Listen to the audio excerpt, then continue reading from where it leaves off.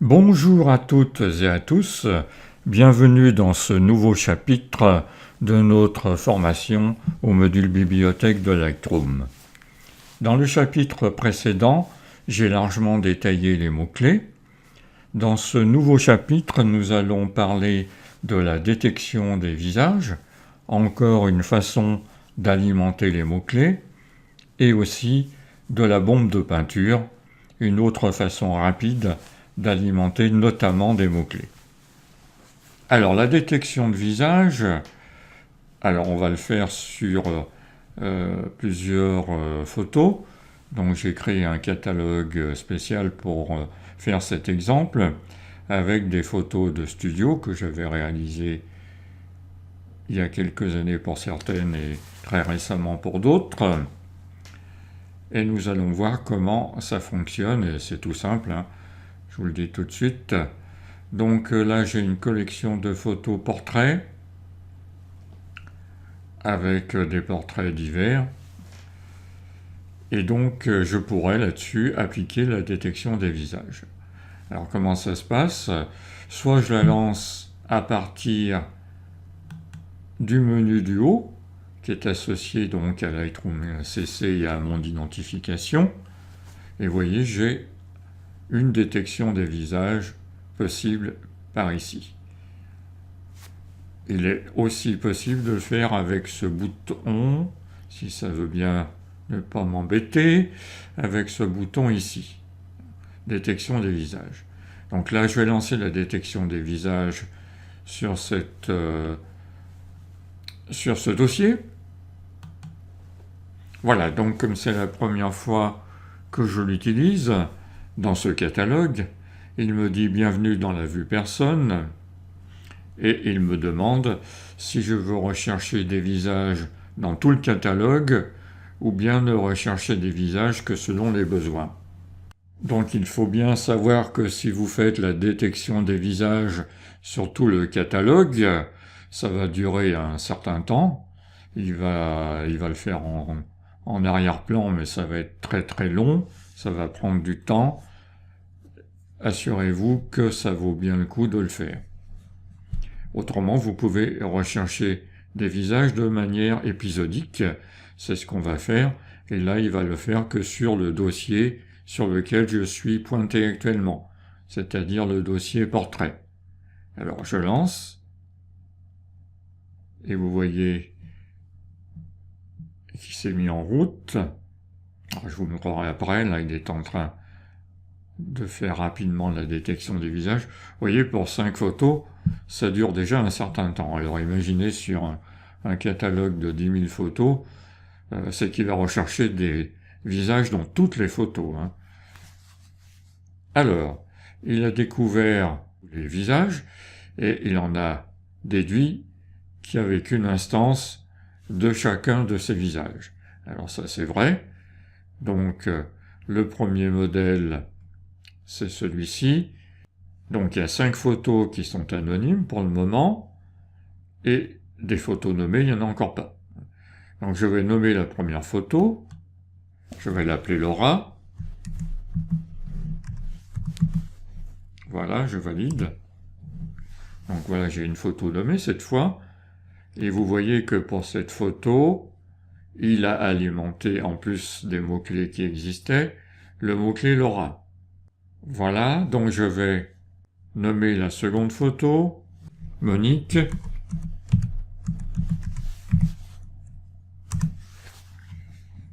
Ensuite d'autres photos, alors je ne connais pas son nom à cette petite fille, je vais mettre Karine, ce qui n'est pas bien logique avec sa nationalité, mais c'est pas grave.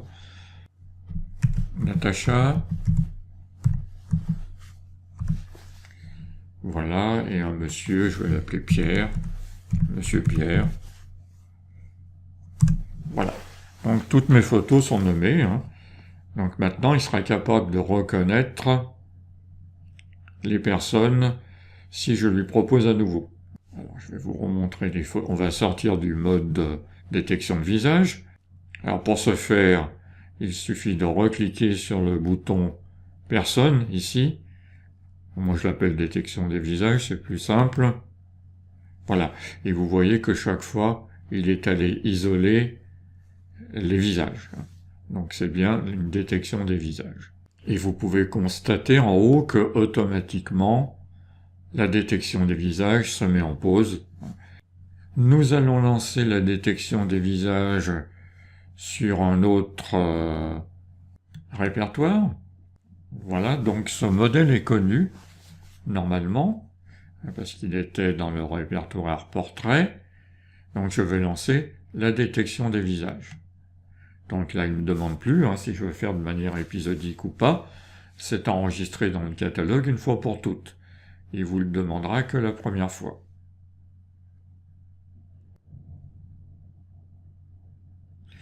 Voilà, il a terminé les 13 photos, et vous voyez qu'il a bien reconnu Monique. Il me demande si c'est bien Monique. Par contre, là, il ne l'a pas reconnue, ce qui est un petit peu normal parce qu'elle est de profil, et là, il a du mal à la reconnaître. Ça, c'est normal. Donc, ça marche pas trop mal. Je valide Monique, et là, il me demande quand même si c'est pas Monique, des fois. Voilà, je valide. Et vous voyez que dans les mots-clés des 13 photos, on a Monique. J'arrête la détection des visages. Donc je reviens dans le catalogue. Et vous voyez qu'il s'en est pas trop mal sorti. Alors s'il a du mal sur une photo à reconnaître un visage ou à isoler un visage, on peut lui forcer la main. On affiche la photo en mode loupe. Alors c'est rare qu'il n'arrive pas à le faire, mais pourquoi pas. Et vous voyez, là j'ai un icône qui me permet de dessiner la zone de visage. Donc là je clique dessus, et là comme il l'a déjà reconnu, il la trouve. Sinon, s'il n'avait pas détecté la zone de visage, je lui aurais indiqué en la traçant comme ceci. Et là il m'aurait demandé de la nommer. Donc là, je l'ai un peu perdu, vous voyez, il me dit qu'il y a Monique, je suis une autre personne, parce que je lui ai dessiné une zone de détection de visage supplémentaire. Alors, nous allons faire la même chose sur un autre modèle.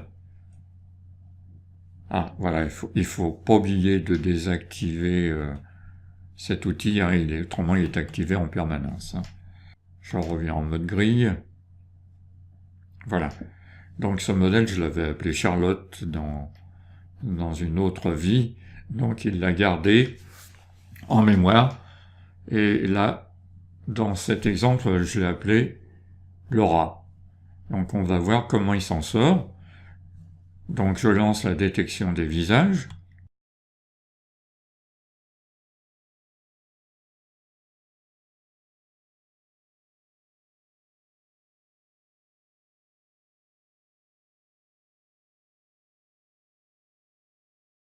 Voilà, il s'en est pas trop mal sorti.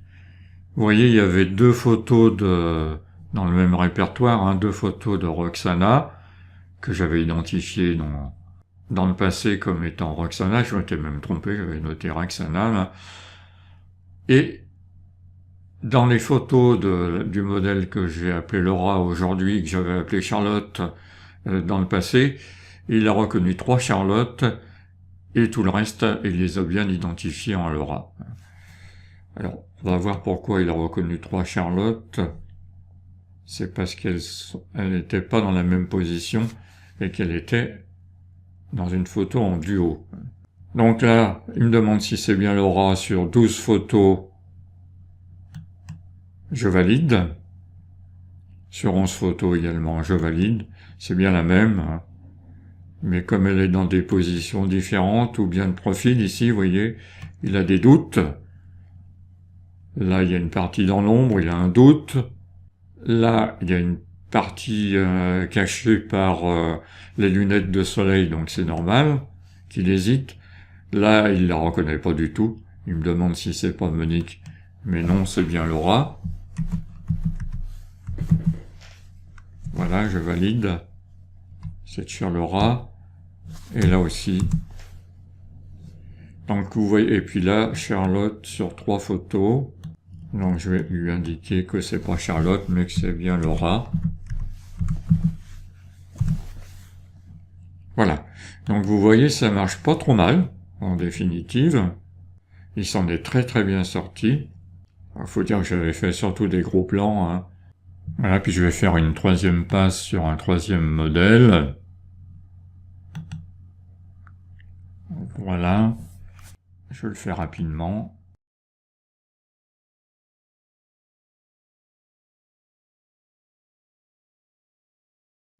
Voilà, c'est terminé, donc je l'avais déjà fait. C'est Charline sur 51 photos.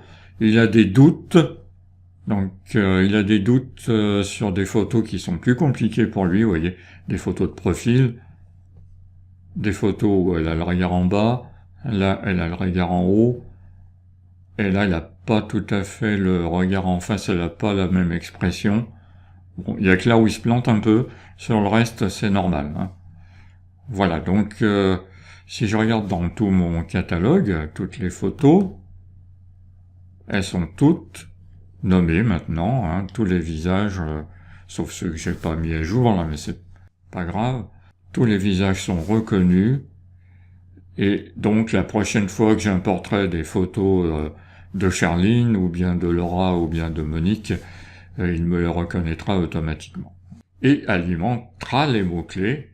Donc ça c'est pas mal, hein. Alors, un autre outil intéressant qui vous permettra également d'alimenter rapidement des mots-clés, c'est l'outil qui se trouve ici. Alors là, on a vu tous les boutons en bas déjà, hein, ceci dans les différents tutos. Donc celui-ci qui reste, c'est l'outil bombe de peinture. Alors ça sert à quoi ça?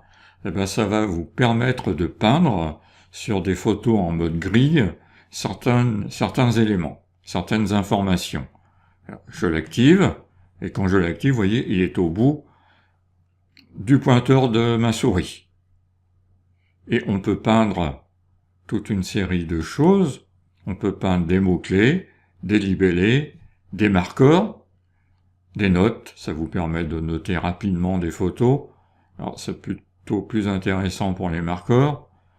Des métadonnées qu'il vous faudra préciser, des paramètres prédéfinis, donc des presets, la rotation de votre photo, et d'alimenter une collection cible. Ça, vous connaissez pas encore, mais on y reviendra. Alors, on va le faire pour les mots-clés, là. Donc, je laisse mots-clés activés. Voilà. Et là, il faut saisir le mot-clé que vous voulez rentrer avec la bombe de peinture. Donc, que vous voulez peindre. Donc là, on va mettre studio.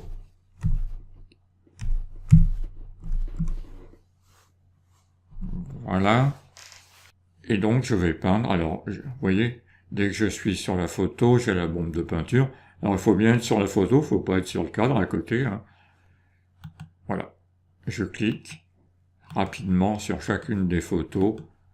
Et comme ça, elle se voit attribuer le mot-clé studio. En plus de Charline, hein. Bon, je vais pas le faire pour tous les répertoires, vous avez compris. Et vous voyez que sur chacune des photos, j'ai bien Charline, virgule studio. On peut en peindre plusieurs, hein, des mots-clés. Vous pouvez les séparer par une virgule, hein, il n'y a pas de souci. Comme on rentre des mots-clés dans la fenêtre de saisie des mots-clés, c'est pareil. Par exemple, hein. Et là, il va peindre les deux mots-clés. Donc, comme j'en ai déjà peint un, il va simplement rajouter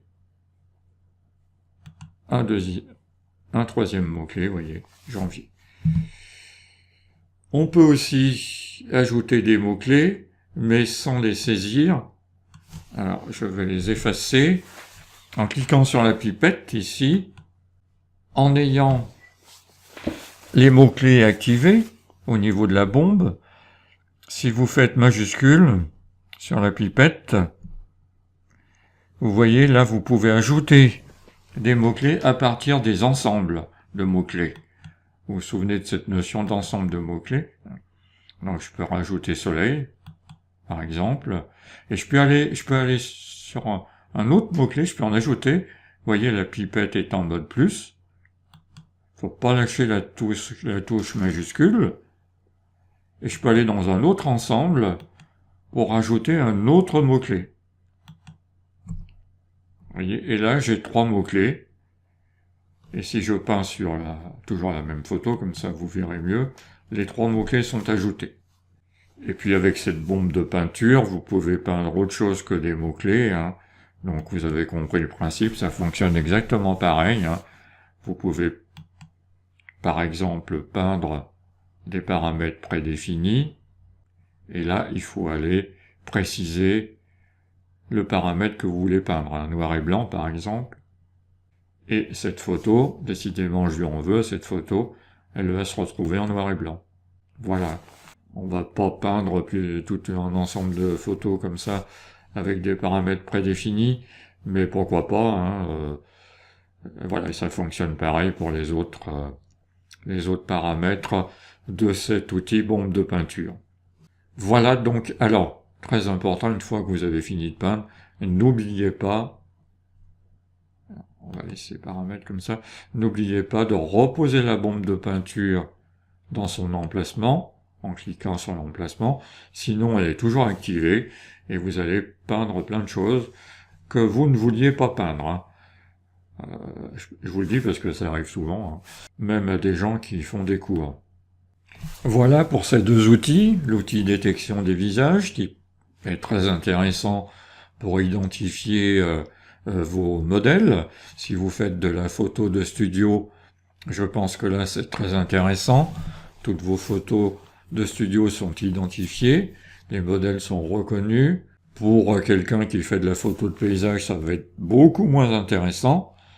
Mais bon, c'est une fonctionnalité qui a été rajoutée il y a quelques versions déjà, et qui était très demandée, je me souviens à l'époque. Et puis l'outil bombe de peinture, qui vous permet de peindre rapidement sur des photos certaines informations, et notamment des mots-clés. Voilà, je vous remercie infiniment de m'avoir suivi, et je vous remercie des nombreux messages que vous m'envoyez. Ça m'incite vraiment à continuer, et je vous dis à très bientôt pour le prochain tuto qui va traiter du puissant outil de recherche de Lightroom.